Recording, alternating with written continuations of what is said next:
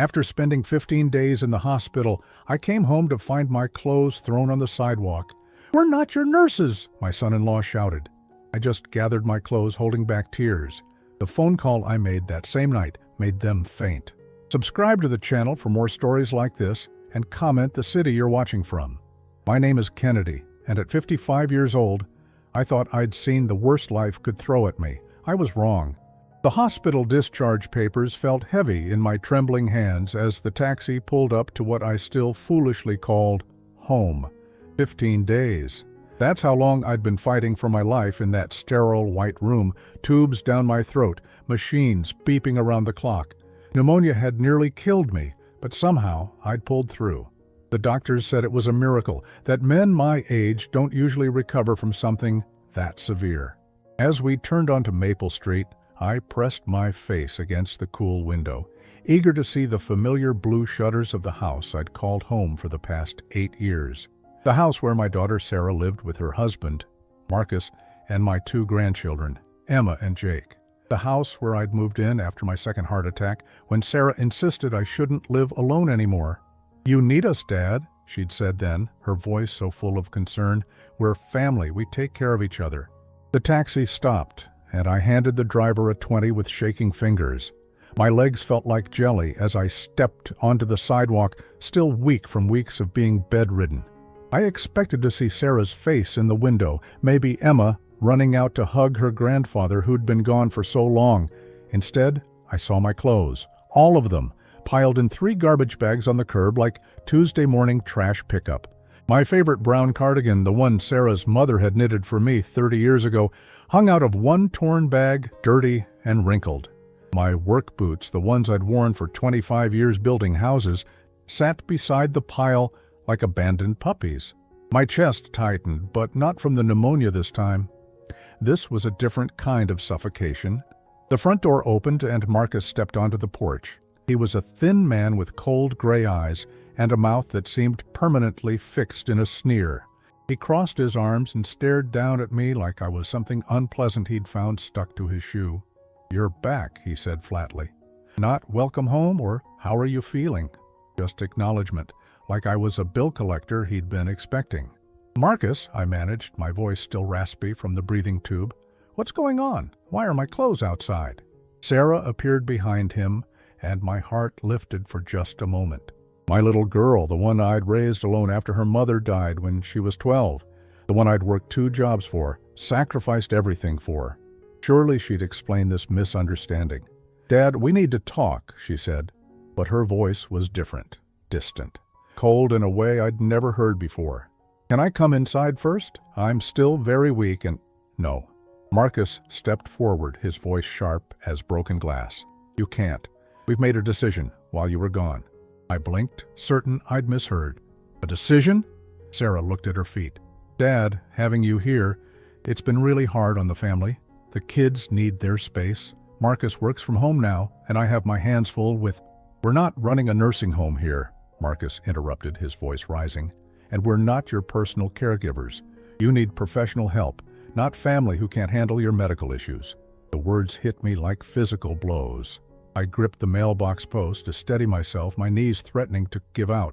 "Sarah, honey, I'm your father. I raised you. I've been living here for 8 years. This is my home too." "It's our home," Marcus snapped. "Our name's on the mortgage, our rules, and we've decided we can't deal with an invalid." "I'm not an invalid," I whispered, but even as I said it, I felt how weak I was, how much I needed to sit down. Sarah finally looked up, and what I saw in her eyes broke something inside me that had nothing to do with heart attacks or pneumonia. There was no warmth, no recognition of the man who'd given her everything. There was only irritation, like I was a problem to be solved. "Dad, you're 55 and you've already had 2 heart attacks, and now this lung thing. We can't be responsible for you anymore. We have our own lives to worry about." "But the kids," I said desperately. "Emma and Jake, they'll wonder where Grandpa went." Marcus laughed, a sound like chalk on a blackboard. "They'll be fine. Kids adapt. Besides, they need to focus on their futures, not worry about a sick old man." I wanted to remind him that I wasn't old, that 55 wasn't ancient, that until this illness, I'd been working construction 12 hours a day, stronger than men half my age. I wanted to remind Sarah of every baseball game I'd attended, every scraped knee I'd bandaged, every nightmare I'd chased away when it was just the two of us against the world. Instead, I found myself walking toward those garbage bags on unsteady legs. "Dad!" Sarah called out, and for a moment, hope fluttered in my chest. Maybe she'd realized how cruel this was. Maybe she'd invite me back inside, apologize for Marcus's harsh words. "The blue bag has your medications in it. Don't forget those." I bent down slowly, my ribs still aching from the ventilator, and began gathering my life from the gutter. Neighbors walked by, some I'd known for years, but they looked away, embarrassed to witness my humiliation. Mrs. Patterson from next door gave me a sympathetic smile, but hurried past without offering help. My hands shook as I stuffed my clothes back into the torn bags. These weren't just clothes, they were pieces of my history.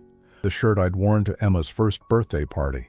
The jacket I'd bought for Sarah's college graduation. The pants I'd worn to her wedding, when Marcus had shaken my hand and called me Dad for the first time. "Do you need us to call someone?" Sarah asked from the porch like she was doing me a favor. I straightened up slowly, 3 bags weighing down my arms like anchors. I looked at my daughter, this woman I'd devoted my entire adult life to, and tried to find something familiar in her face. Some trace of the little girl who used to crawl into my bed during thunderstorms, who used to say I was the strongest, kindest daddy in the whole world. "No," I said quietly. "I'll figure it out." Because that's what I'd always done. Figured it out. Alone. As I walked away from the house, dragging my life behind me in garbage bags, I heard the door slam shut. I didn't look back. I couldn't. If I had, they might have seen the tears I'd been holding back since the moment I saw my clothes on the curb. I had no idea where I was going, but I knew one thing for certain. Something inside me had fundamentally changed on that sidewalk. The man who had spent 30 years putting his daughter first, who had never asked for anything in return, except to be treated like family, was gone. What replaced him would surprise everyone, including me. I sat on the narrow bed in the Sunset Motel, staring at my belongings scattered across the faded floral bedspread. Room 237 smelled like disinfectant and broken dreams, but it was all I could afford with the cash in my wallet. $73 until my next Social Security check. Not much to show for a lifetime of hard work. The silence was deafening. No Emma asking me to help with her homework. No Jake begging for bedtime stories about my construction days. Just the hum of a dying air conditioner and the distant sound of highway traffic. I'd gone from being a grandfather to being invisible in the space of one afternoon. I picked up my brown cardigan, the one that had fallen from the garbage bag, and held it close to my chest. The scent of Sarah's mother, Linda, still lingered faintly in the wool after all these years. She'd knitted it during her last winter with us, her fingers growing weaker with each stitch as the cancer spread, but determined to finish it before she couldn't anymore. "Promise me you'll take care of our girl," she'd whispered in that hospital bed, her hand barely strong enough to squeeze mine. "Promise me you'll give her everything I can't." I'd kept that promise, maybe too well. The memories came flooding back, each one a reminder of how completely I'd devoted myself to Sarah's happiness. After Linda died, it was just the two of us in that tiny apartment above Miller's hardware store. Sarah was 12, lost and angry, lashing out at the world that had taken her mother away. I didn't know the first thing about raising a teenage girl alone, but I learned fast. I remembered the morning she came downstairs for school wearing Linda's lipstick, trying so hard to look grown up. Instead of telling her to wash it off, I drove her to the drugstore and bought her age-appropriate makeup, teaching myself about foundation and mascara from YouTube videos so I could help her learn. Other fathers might have felt awkward, but Sarah needed a mother and a father both, and I was all she had. When she wanted to take piano lessons like her friends, I picked up weekend shifts at the lumber yard to pay for them. When she dreamed of attending State University, I sold my truck and rode the bus to work for 2 years to save money for her tuition. When she wanted a white dress for her senior prom that cost more than my monthly rent, I worked every overtime hour I could get at the construction site. "Dad, you don't have to do all this," she'd say sometimes. usually when she caught me eating plain pasta for dinner again, so there'd be money for her college textbooks. "It's not about having to," I'd always reply. "It's about wanting to. You're my whole world, Sarah." And I meant it. Every sacrifice felt worth it when I saw her smile. When she graduated as valedictorian, when she got accepted to university with partial scholarship I'd helped her earn by paying for SAT prep courses and college application fees. But even then, even when she was succeeding, I kept giving. I paid the difference between her scholarship and tuition. I sent her money for textbooks, for a computer, for the social activities that would help her make friends. When she called crying because her roommate was horrible, I drove 4 hours to help her find a new place to live and paid the deposit because she didn't have credit. Then came Marcus. I should have seen the warning signs from the beginning, the way he looked at me like I was some blue-collar embarrassment. The comments about how Sarah deserved better than having a father who worked with his hands. The subtle ways he tried to distance her from me. "Your dad's nice," he'd say to Sarah, when he thought I couldn't hear. "But he doesn't really understand our world, does he?" Our world, like education and ambition, were foreign concepts to a man who'd raised a valedictorian daughter while working 2 jobs. When they got engaged, Sarah asked me to walk her down the aisle. Of course I would. But Marcus had opinions about the wedding, big opinions that required big money. The venue he wanted cost $12,000. The photographer Sarah had fallen in love with charged another $3,000. The flowers, the cake, the band, everything Marcus deemed appropriate for Sarah's social circle kept climbing. "Dad, I don't need all this," Sarah tried to tell me when she saw me calculating costs on a napkin at dinner. "We could do something smaller." But Marcus jumped in immediately. "Sarah, you only get married once. Don't you want your special day to be perfect? Don't you want your friends to see that you've made something of yourself?" The implication hung in the air like smoke, that marrying the daughter of a construction worker wasn't making something of herself unless we could prove we belonged in his world. I took out a second mortgage on my small house. I cashed in my retirement savings. I borrowed against my life insurance policy. $53,000 for one perfect day. Because Marcus convinced Sarah she deserved nothing less, and I couldn't bear to see disappointment in my daughter's eyes. The wedding was everything Marcus wanted. The photos looked like something from a magazine. Sarah was radiant, floating down the aisle in a dress that cost more than my truck. When she kissed my cheek after I placed her hand in Marcus's, she whispered, "Thank you, Daddy, for everything." For a moment, seeing her so happy, it all felt worth it. Then came the house. Marcus had big plans. He wanted to start his consulting business, needed the right address, the right image. "We can't build our future in some starter home," he explained to Sarah. "We need to think bigger." Sarah looked uncomfortable. "Marcus, maybe we should start smaller, save up for something better later." "Your father wants to help," Marcus said, looking directly at me. "Don't you, Kennedy? You want Sarah to have the best possible start in married life." What could I say? Of course I wanted the best for Sarah. So I sold my house, the one Linda and I had bought when Sarah was born, the one filled with 30 years of memories. I used every penny from the sale as a down payment on the Colonial on Maple Street. Marcus and Sarah qualified for the mortgage on their combined income, but they needed that down payment to make it work. "We'll pay you back," Sarah promised, "once Marcus's business takes off and we're more established." But somehow there was always something else. Car payments when Marcus decided they needed luxury vehicles to impress his clients. Credit card debt from furnishing the house with pieces that would photograph well for social media. Vacation expenses because Marcus's business associates expected a certain lifestyle. I moved into their guest room after my first heart attack, not because I needed care, but because Sarah was worried about me living alone. At least, that's what she said. Looking back now, I wonder if Marcus suggested it because they needed help with the mortgage payments, with utilities, with the endless expenses of maintaining their image. I covered the bills I could, groceries, heating oil, repairs when things broke down. I watched Emma and Jake every day after school, picked them up when Sarah worked late, helped with homework, cooked dinner when Marcus was traveling for business. I became the unpaid nanny, groundskeeper, and financial safety net, all while being treated like a guest who'd overstayed his welcome. Now, sitting in this motel room with my entire life reduced to 3 garbage bags, I understood the truth that had been staring me in the face for years. I wasn't Sarah's beloved father anymore. I was a resource to be used until I became a liability. And the moment I became too sick, too needy, too much trouble to maintain their perfect image, they discarded me like everything else they no longer found useful. My phone sat silent on the nightstand. No calls from Sarah checking if I was okay, if I'd found somewhere safe to stay. No messages from Emma and Jake wondering where Grandpa had gone. Nothing. But as I sat there in the growing darkness, something began to stir inside me. Not anger exactly, though that was there too. Something colder, more calculating.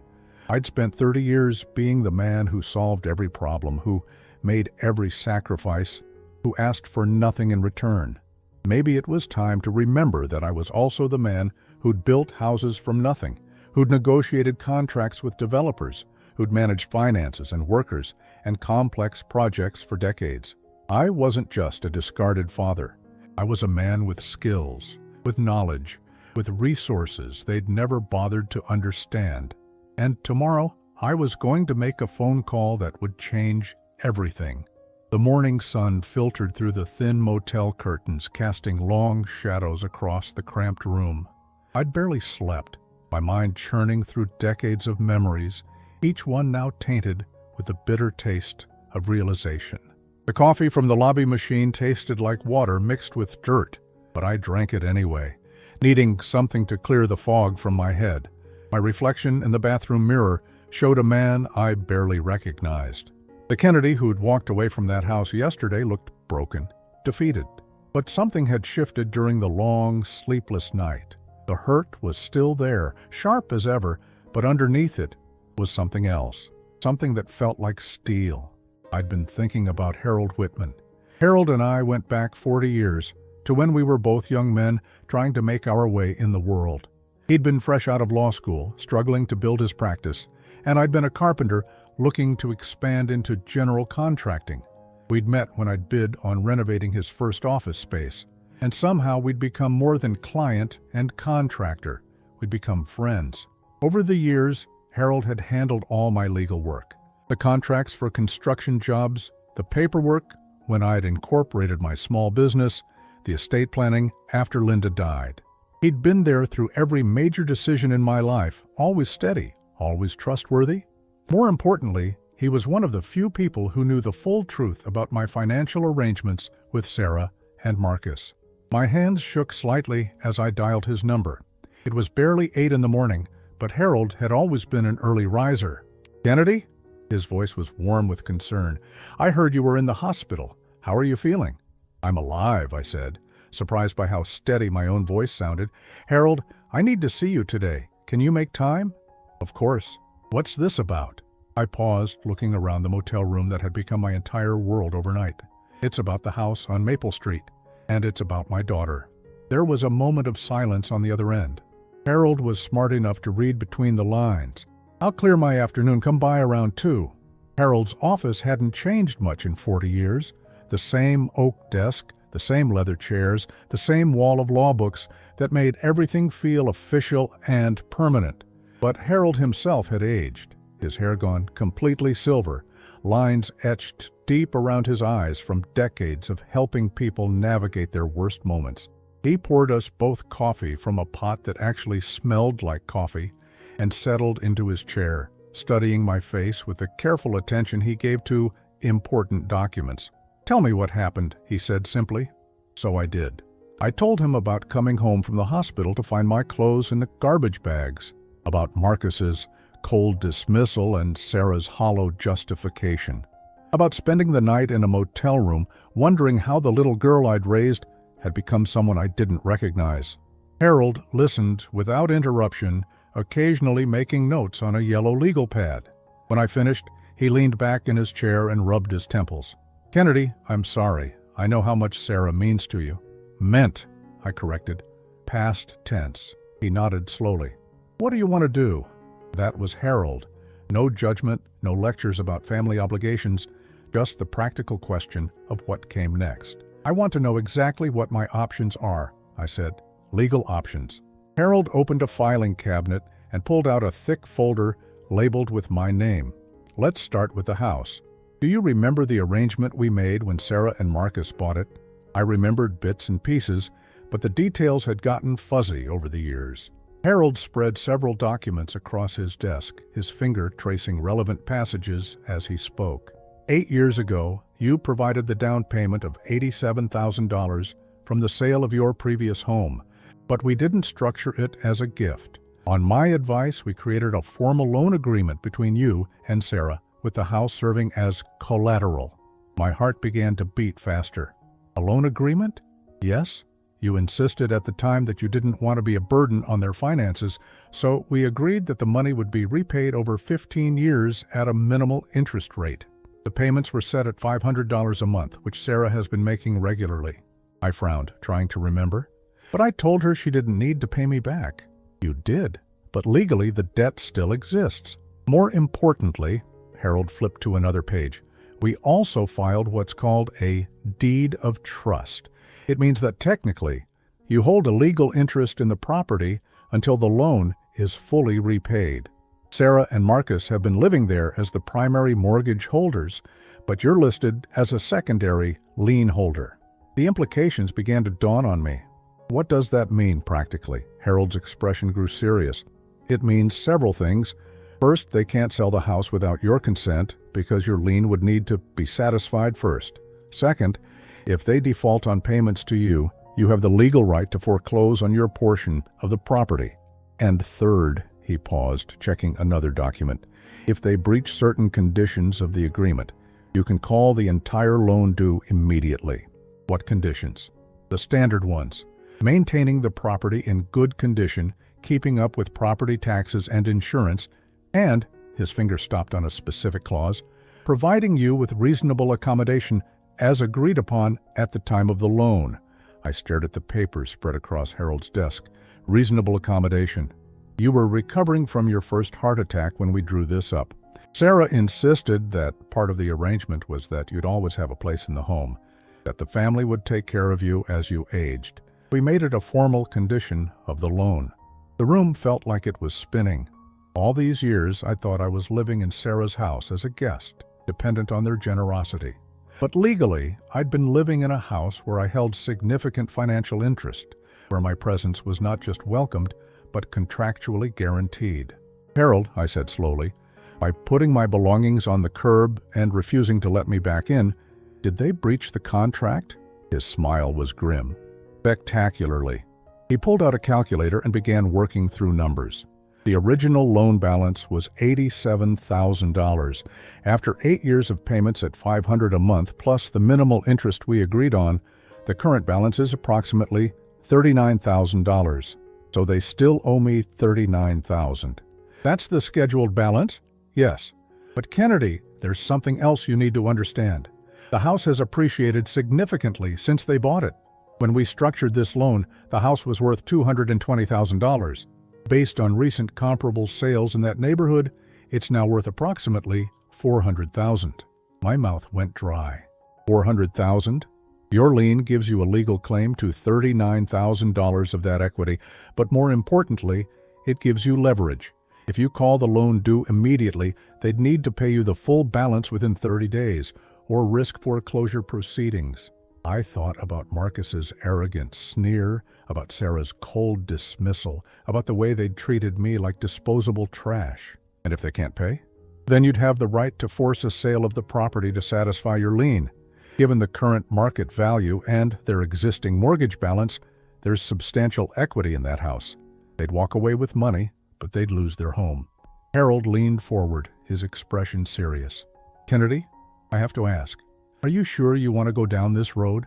Legal action against family, especially your own daughter, it's not something you can easily undo. I thought about Emma and Jake, about how confused they must be about where Grandpa had gone. I thought about all the bedtime stories, the homework help, the unconditional love I'd given them. Then I thought about how neither of them had called, how easily their parents had erased me from their lives. They made their choice when they put my clothes in garbage bags, I said quietly. I'm not their father anymore. I'm just a man they owe money to. Harold nodded slowly and reached for his phone. Then let's make some calls. As he dialed the first number, I felt something I hadn't experienced in decades. For the first time since Linda died, I wasn't thinking about what was best for Sarah. I wasn't considering how my actions might affect her happiness or her marriage or her social status. I was thinking about what was best for me. It was a strange feeling, but not an unpleasant one. The first call was to a real estate appraiser. Harold wanted an official assessment of the house's current value before we proceeded. The second call was to his paralegal, asking her to prepare formal notice documents. How long do I give them? I asked. Harold consulted his calendar. 30 days is standard for this type of notice, but given that they've breached the accommodation clause, we could argue for shorter. 2 weeks? 1 week, I said. If they can treat me like garbage, they can live with the consequences just as quickly. As Harold's paralegal began typing up the documents, I sat back in the leather chair and felt something I'd almost forgotten. Peace. For the first time in years, I wasn't worried about Sarah's approval or Marcus's opinion, or whether I was being too much trouble for everyone. I was taking control of my own life, and it felt like coming home. The certified mail receipt felt heavier than paper should. Harold's paralegal had prepared everything with clinical precision. The formal notice of loan default, the demand for immediate payment, the legal consequences spelled out in language that left no room for misinterpretation. Sarah and Marcus had 7 days to pay me $39,000 or face foreclosure proceedings on their home. They'll probably try to call you first, Harold had warned as I left his office. They'll want to negotiate, to buy time. Don't engage. Let them communicate through me. But as I sat in my motel room that evening, the reality of what I'd set in motion began to sink in. This wasn't just about money or legal rights. This was about permanently severing the last thread that connected me to the family I'd built my entire adult life around. Tomorrow, a process server would knock on Sarah's door and hand her papers that would shatter whatever illusion she had about consequences. My phone rang at exactly 6:30 the next morning. Sarah? I stared at the screen, watching it buzz against the nightstand. Part of me wanted to answer, to hear her voice, to give her a chance to explain or apologize. But a larger part of me remembered the coldness in her eyes when she'd told me I couldn't come inside my own home. I let it go to voicemail. She called again at 7, then 7:30. By 8 o'clock, she'd left 4 messages. I didn't listen to any of them. At 9, my phone buzzed with a text. Dad, please call me. We need to talk. At 9:15, Dad, what's going on? Some man came to our door with legal papers. At 9:30, this is crazy. You're suing us, your own family. I turned off my phone. Harold called the motel's front desk around noon. Kennedy, they've received the papers. Sarah called my office 6 times this morning. Marcus showed up demanding to speak with me. What did you tell them? That all communication needs to go through me and that the terms are non-negotiable. They have 6 days now to come up with the money. How did Marcus react? Harold's chuckle was dry. About how you'd expect. A lot of bluster about frivolous lawsuits and family loyalty. He seems to think this is some kind of bluff. It wasn't a bluff. That afternoon, I walked to the bank and withdrew what little remained in my savings account. $327, enough for another week at the motel, maybe 2 if I was careful about food. After that, I'd need to figure out something more permanent. As I walked back from the bank, I passed the construction site where I'd worked for 15 years before my first heart attack forced me to retire early. The new shopping plaza was taking shape, all steel and glass and modern angles. I'd helped build the foundation of this place back when my hands were steady and my back was strong. Kennedy? Kennedy Walsh? I turned to see Tom Rodriguez, my old foreman, walking toward me with a broad smile. Tom was about my age, but he looked 10 years younger, his face tanned from decades of outdoor work, his handshake still firm as iron. Tom? I couldn't help but smile back. How's the new project going? Good, good. Should be done by Christmas. His expression grew concerned as he looked at me more closely. You look thin, my friend. Everything okay? I almost gave him the standard response, the polite lie that everything was fine. Instead, I found myself telling him the truth about the hospital, about coming home to find my life in garbage bags, about the motel room and the legal papers, and the daughter who'd forgotten everything I'd sacrificed for her. Tom listened without interruption, his face growing darker with each detail. When I finished, he shook his head slowly. "That's not right, Kennedy. That's not how you treat family." "Apparently, it is." Tom was quiet for a moment, then pulled out his phone. "You know, something interesting came up last week. You remember Bobby Chen used to do electrical work with us?" I remembered Bobby. Good man, meticulous worker, always reliable. Bobby's got his own company now, small operation, but growing fast. He's been looking for someone with your experience to help him bid on bigger jobs, project management, client relations, that kind of thing. My heart jumped. I'm 55, Tom. Been out of the game for 8 years.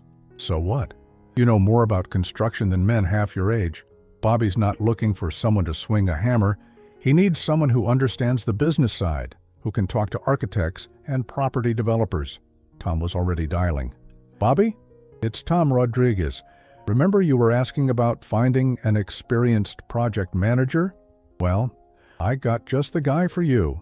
20 minutes later, I was sitting in Bobby Chen's small office in a converted warehouse on the outskirts of town. Bobby had grown into the success I'd always predicted for him, his company specializing in electrical and mechanical systems for commercial buildings. But he was hitting the ceiling that every small contractor eventually faces: how to grow beyond what one man can personally manage. "Tom tells me you're looking for work," Bobby said, leaning back in his chair. "To be honest, Kennedy, I've been hoping someone like you would walk through my door. I've got more potential contracts than I can handle, but I need someone who understands the whole process, not just the technical side." "What kind of work?" Bobby spread several folders across his desk. "Office buildings mostly, some retail spaces. The kind of projects that require coordination between multiple contractors, dealing with architects, managing timelines and budgets. The kind of thing you used to do with your own company." My own company. I'd almost forgotten that version of myself, the Kennedy who'd run a successful general contracting business for 12 years before Linda got sick and I'd had to sell it to pay for her medical bills and Sarah's college expenses. "The pay would be decent," Bobby continued, $50,000 a year to start, plus bonuses based on projects we complete successfully. It's not going to make you rich, but it's honest work. $50,000 a year? More than enough to rent a decent apartment, to stop living in motel rooms and start rebuilding some kind of life. More importantly, it was respect. It was someone seeing value in my experience instead of treating me like a burden. "When would I start?" Bobby grinned. "How about Monday?" I shook his hand, feeling something I'd almost forgotten: purpose. For the first time in years, someone wanted me for what I could contribute, not for what I could give them. Walking back to the motel, I felt lighter than I had in months. The legal papers were still out there, the confrontation with Sarah and Marcus still looming, but I had a future now. I had options that didn't depend on anyone's charity or pity. My phone had 17 missed calls when I turned it back on, 15 from Sarah, 2 from Marcus. The voicemails were a progression from confused to angry to desperate. The last message was from Sarah, her voice shaking. "Dad, please, just call me back. We can work this out. We can figure something out. Please don't do this to us. Do this to them. Not, I'm sorry for putting you out on the street. Not, I made a terrible mistake. Just anger that I was inconveniencing them with consequences." I deleted all the messages without listening to the rest and called Harold. "Any word from their side?" I asked. "Marcus called again this afternoon. He wanted to know if you'd accept a payment plan. $500 a month, same as they've been paying." "What did you tell him?" "That the terms are $39,000 in full within 6 days, or we proceed with foreclosure." He said that was impossible, that they don't have that kind of cash. I thought about Marcus's luxury car, about the expensive clothes and gadgets, about the social media posts showing their vacations and restaurant meals and weekend shopping trips. They'd had money for everything that mattered to them.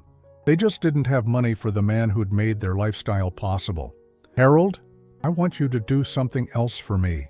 I want a full accounting of everything I've contributed to that household over the past 8 years, not just the down payment, but utilities, groceries, repairs, everything I can document. Kennedy, that's not part of the original loan agreement. I know, but I want to understand exactly how much my presence in their home saved them. I want numbers. Harold was quiet for a moment. I'll have my accountant pull together what we can document. Bank records, receipts, check stubs. It might take a few days. That's fine. I'm not going anywhere. But as I hung up the phone, I realized that wasn't quite true. I wasn't going anywhere they expected me to go. I wasn't crawling back, apologizing for inconveniencing them, grateful for whatever scraps of affection they might throw my way. I was building something new, something that didn't require their approval or permission. For the first time since Linda died, I was excited about tomorrow. 5 days later, Harold called with numbers that took my breath away. Over the past 8 years, based on what we can document, you've contributed approximately $112,000 to that household. The down payment, utilities, grocery bills, home repairs, even some of their car payments when money was tight. Yes, $112,000, almost 10 times what they legally owed me. There's something else, Harold continued. I had the house appraised yesterday. Current market value is $420,000. Their remaining mortgage balance is about $160,000. If we force a sale, after paying off their mortgage and your lien, they'd walk away with over $200,000 in equity. So even if they lose the house, they're not exactly destitute. Not even close. They'd have enough to buy another house, probably a nicer one in a different neighborhood. I thought about this for a long time after Harold hung up. Sarah and Marcus weren't facing financial ruin. They were facing inconvenience. They were facing the loss of their perfect image, their carefully curated life in the right neighborhood with the right address. They were facing, for the first time in their marriage, the consequences of treating people badly. Tomorrow was the deadline. In 24 hours, they'd either come up with $39,000 or I'd own a significant piece of their perfect life. Either way, I was done being invisible. Either way, I was finally free. The deadline arrived on a Tuesday morning that felt like any other morning, except it wasn't. I sat in my motel room at exactly 9 a.m., staring at my phone, waiting for it to ring. Harold had been clear. If Sarah and Marcus were going to produce the $39,000, we'd hear from them by 9 o'clock. After that, we'd proceed with foreclosure. 9:15 came and went, no call. At 9:30, my phone finally buzzed. Harold. Kennedy. I just got off the phone with Marcus. They don't have the money. I felt a strange calm wash over me, like stepping into cool water on a hot day. What exactly did he say? He tried every angle he could think of, offered to sign over his car as collateral, promised to pay double the monthly payments, even suggested you could move back in and they'd take better care of you this time. Harold's tone was dry. I told him the terms were non-negotiable. And Sarah? Did she speak to you directly? She got on the phone toward the end. She was crying, Kennedy. Asked if there was anything at all, that would make you reconsider. I closed my eyes, hearing Sarah's voice in my memory.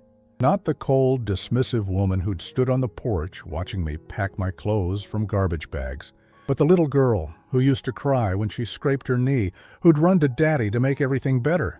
What did you tell her? I told her that all communication needed to go through their attorney and that we'd be filing foreclosure papers this afternoon. After Harold hung up, I sat in the silence of my motel room, processing what came next. In a few hours, Sarah and Marcus would receive notification that they had 30 days to vacate the house they'd called home for 8 years. The house where Emma had learned to walk, where Jake had built his first blanket fort, where I'd spent countless evenings reading them bedtime stories and helping with homework. I thought I'd feel vindicated. Instead, I felt empty, but not guilty. That was the important difference. Empty, but not guilty. My phone rang at 11:47 p.m. I'd been expecting it all day, but the sound still made my heart jump. Sarah's name glowed on the screen in the darkness of my motel room. For a moment, I considered not answering. Harold had advised me not to engage directly, to let him handle all communication. But something made me pick up, maybe curiosity, maybe some foolish hope that she'd finally found the words that had been missing from our last conversation. "Dad?" Her voice was thick with tears, barely above a whisper. "Sarah." "Dad, please, please don't do this. We can figure something out. We can—" "You had 7 days to figure something out," I said quietly. "You chose not to. We don't have that kind of money. You know, we don't have $40,000 just sitting around." I thought about the vacation photos I'd seen on her Facebook page just last month. The new furniture that had appeared in their living room, Marcus's expensive watch, Sarah's designer handbags, the private tennis lessons for the kids. "You had money for other things," I said. "That's different, that's—" She caught herself, probably realizing how that sounded. "Dad, this is our home, Emma and Jake's home. You can't just take it away from them." "I'm not taking it away from them, Sarah. You are." She was quiet for a long moment, and I could hear her breathing, shaky and uneven. When she spoke again, her voice had changed. The tears were still there, but underneath them was something harder. "Is this what you want? To hurt us? To punish us because we couldn't take care of you the way you wanted?" "The way I wanted." As if expecting basic human decency from my own daughter was some unreasonable demand. "Sarah, I didn't want anything except to be treated like family. Instead, you treated me like garbage, literally." We were overwhelmed. Her voice rose, desperation creeping in. "You were so sick, and we didn't know how to handle it. And Marcus thought what? He thought it would be better for you to be somewhere with professional care, people who knew how to deal with medical issues." I laughed, but there was no humor in it. "Sarah, I had pneumonia. I wasn't dying. I just needed a few weeks to recover. Instead, you dumped me on the street like I was something broken that you couldn't be bothered to fix." "It wasn't like that." "It was exactly like that." My voice remained calm, but I could feel 30 years of suppressed hurt rising to the surface. "You know what the worst part is? It wasn't the money. It wasn't even the house. It was how easily you erased me. How quickly you went from 'we're a family' to 'we're not your caregivers.' Dad, please. I raised you alone for 6 years after your mother died. 6 years when I could have remarried, could have built a life for myself, but I chose to focus on you instead. I worked 2 jobs so you could take piano lessons. I sold my truck so you could go to college. I mortgaged my house so you could have the wedding Marcus wanted." "I know. Do you? Do you really know? Because when I needed you for the first time in 30 years, when I needed just basic compassion and a place to recover, you looked at me like I was an inconvenience, like I was some stranger who'd overstayed his welcome." Sarah was crying openly now, but I wasn't finished. "You want to know what I want, Sarah? I want you to understand consequences. I want you to learn that treating people badly, even people who love you unconditionally, has a price. The kids will be fine. You'll have plenty of money from the sale to buy another house, probably a nicer one. They'll adjust. Kids are resilient, right? That's what Marcus said about them adjusting to me being gone."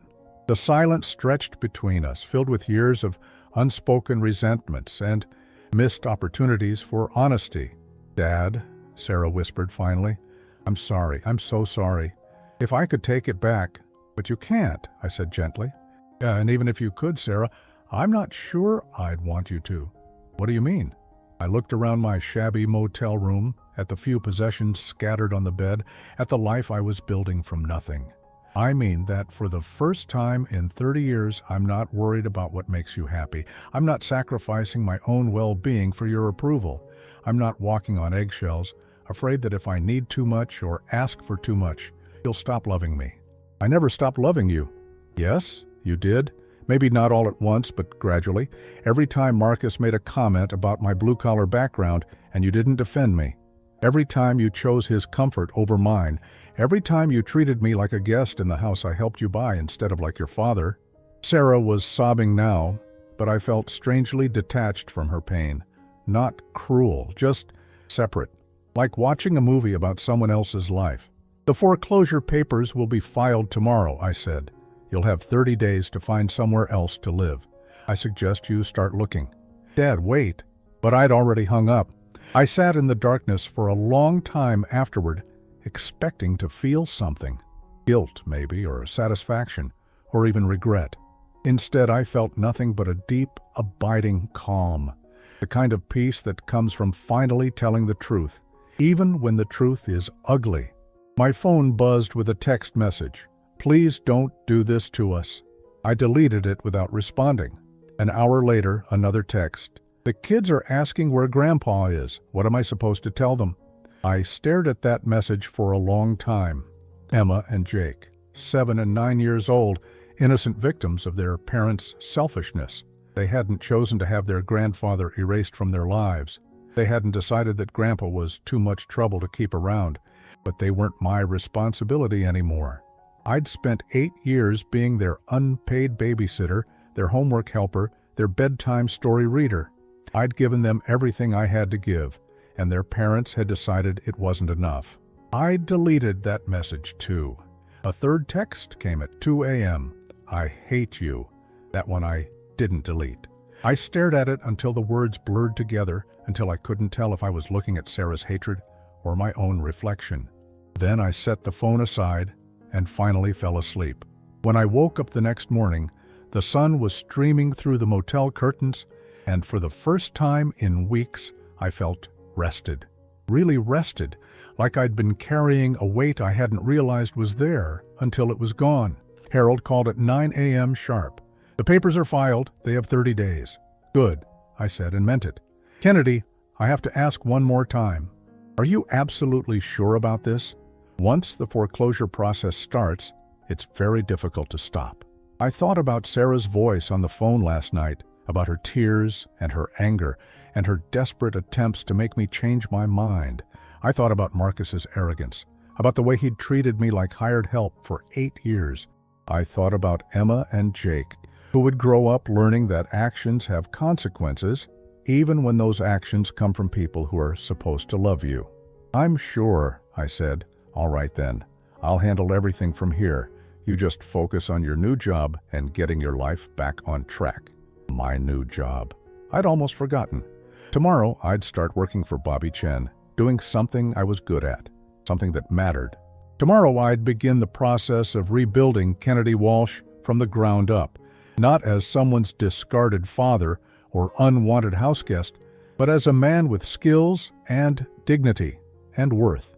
Today, Sarah and Marcus would come home to find foreclosure papers taped to their front door. Tonight, they'd probably call lawyers, explore their options, rage against the unfairness of it all. And I'd be here in my motel room, planning my future, finally free from the obligation to care more about their happiness than my own. It felt like victory, but quieter than I'd expected. Like justice, but without the satisfaction I'd thought it would bring. It felt, most of all, like the end of one story and the beginning of another. 6 months later, I stood in the doorway of my new apartment watching the morning sun paint golden rectangles across the hardwood floor. It was a simple place, nothing fancy, but it was mine. 1 bedroom, 1 bathroom, a small kitchen where I could cook meals for myself without worrying about anyone else's preferences or dietary restrictions.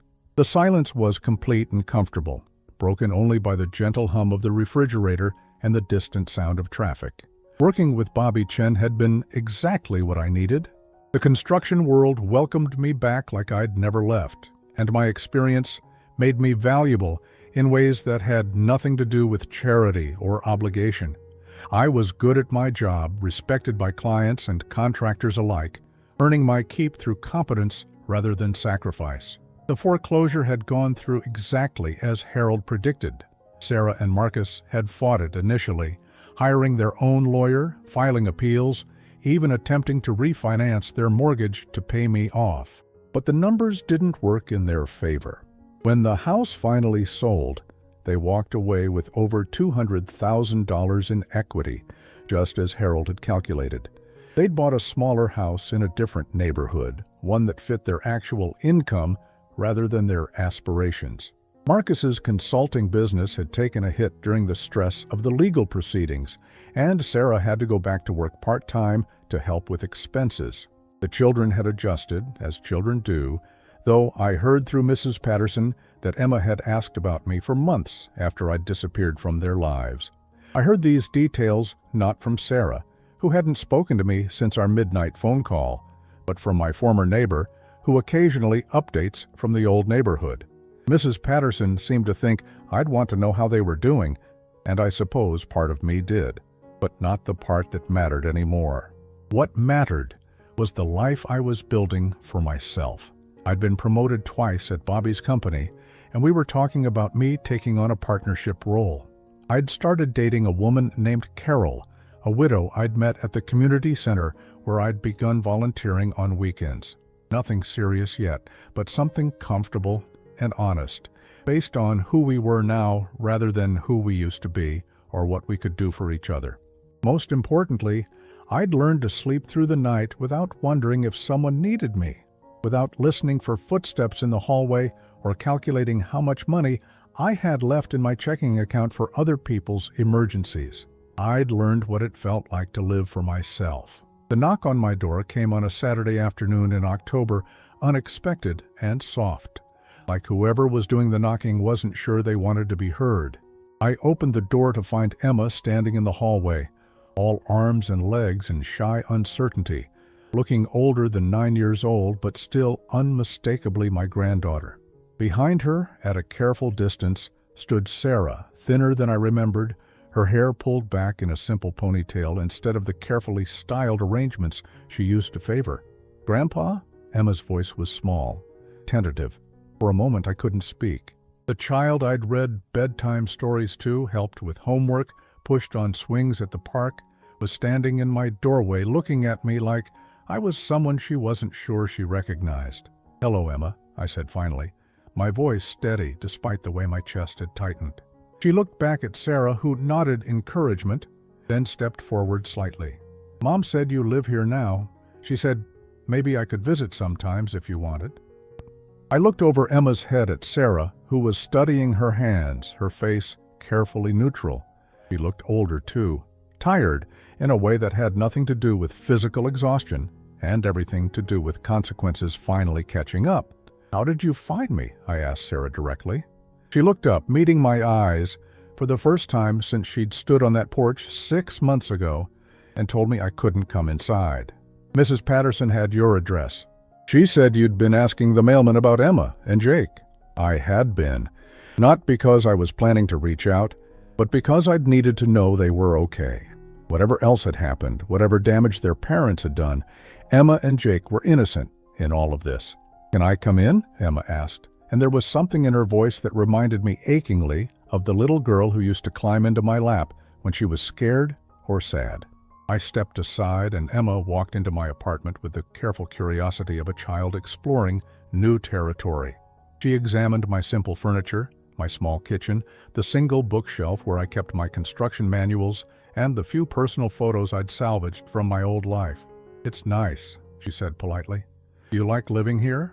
"I do," I said, and realized I meant it completely.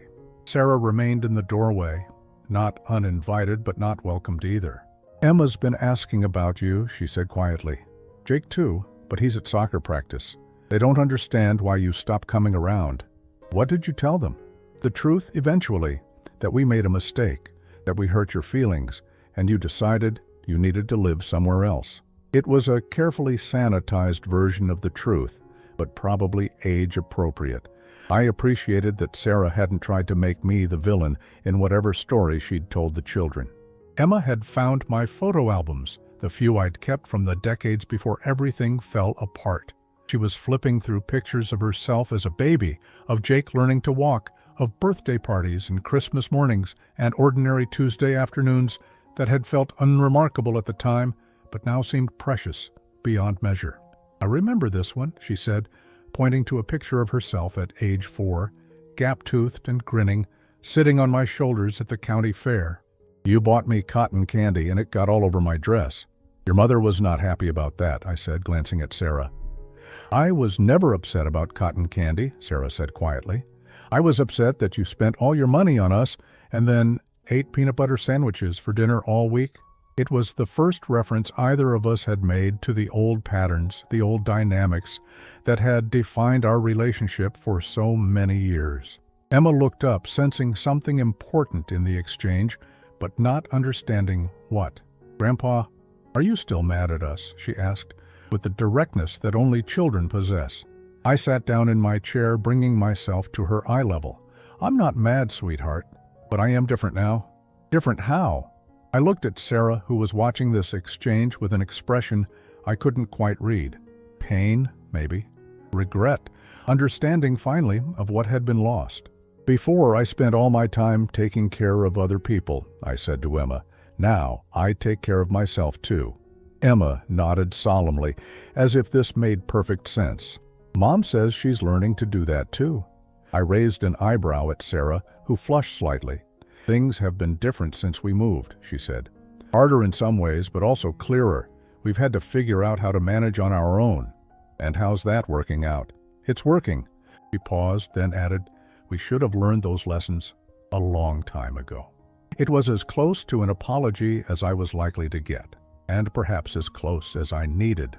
Emma had moved on to examining my small collection of books, running her finger along the spines with the intensity she brought to everything. "Grandpa, do you still know how to tell stories?" "I think so. Why?" "Could you tell me one, just a short one?" I looked at Sarah, who nodded almost imperceptibly. Emma settled herself on my small couch, tucking her legs under her in the way she'd done as a smaller child, and waited expectantly. So I told her a story, not one of the elaborate fantasy tales I used to create for bedtime, but a simple story about a man who learned that sometimes you have to lose everything to find out who you really are. Emma listened with the complete attention that children give to things that matter to them, and when I finished, she was quiet for a long moment. "That's a good story," she said finally. "Is it true?" "Parts of it are." She nodded, satisfied with this answer, in the way that children can be satisfied with partial truths that adults would find inadequate. Sarah glanced at her watch. "We should go. Emma has a birthday party this afternoon." Emma stood reluctantly, then surprised me by walking over and hugging me tightly around the waist. "I missed you, Grandpa." I hugged her back, breathing in the scent of her shampoo, feeling the solid warmth of her small body against mine.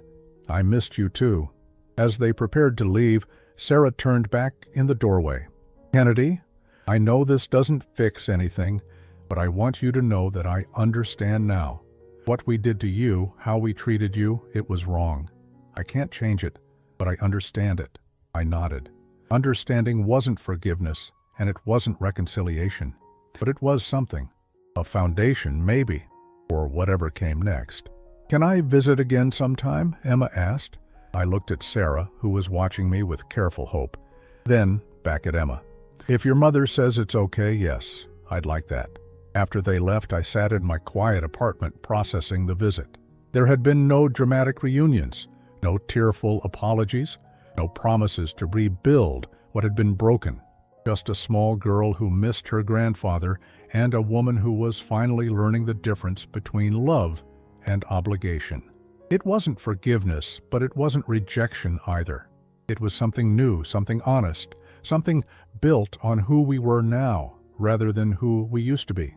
6 months ago, I'd thought the story ended with foreclosure papers and midnight phone calls. Now I understood that it had been the end of one chapter, not the end of the book. Emma came back 2 weeks later, and then again the week after that. Short visits, carefully structured, but real. Jake joined her eventually, shy at first, but warming up when he realized I was still the same grandfather who remembered his favorite bedtime stories and knew how to make paper airplanes that actually flew. Sarah and I remained polite strangers, cordial but distant, like acquaintances who shared a complicated history. We didn't discuss the past or make plans for the future. We simply navigated the present, one visit at a time, learning how to be in each other's lives without the toxic patterns that had destroyed us before. It wasn't the family I'd once imagined we'd become, but it was honest, and it was healthy, and it was enough. On Christmas Eve, Emma gave me a card she'd made herself, covered in glitter and careful block letters. To Grandpa, who learned to take care of himself. Inside, in her determined child's handwriting, she'd written, "Thank you for teaching me that love doesn't mean you have to disappear." I hung that card on my refrigerator, where I could see it every morning when I made my coffee. A reminder that sometimes the best gift you can give someone isn't sacrifice, but the example of a life lived with dignity and self-respect. 6 months ago, I'd been a broken man sitting in a motel room wondering if I'd made the right choice. Now, I knew I had. Not because of revenge or vindication, but because I'd finally learned the most important lesson of all. You can't love others properly until you learn to love yourself enough to demand better. The sun was setting outside my window, painting the sky in shades of gold and pink. Tomorrow I'd go to work, solve problems, build things. Tomorrow Carol and I might go to dinner, or I might read a book, or I might simply enjoy the luxury of having no obligations except the ones I chose for myself. Tomorrow I'd continue the work of being Kennedy Walsh, not someone's caregiver or someone's burden, but simply a man who'd learned that dignity isn't something you earned through sacrifice. It's something you claim by refusing to accept anything less. And that, I'd finally learned, was enough.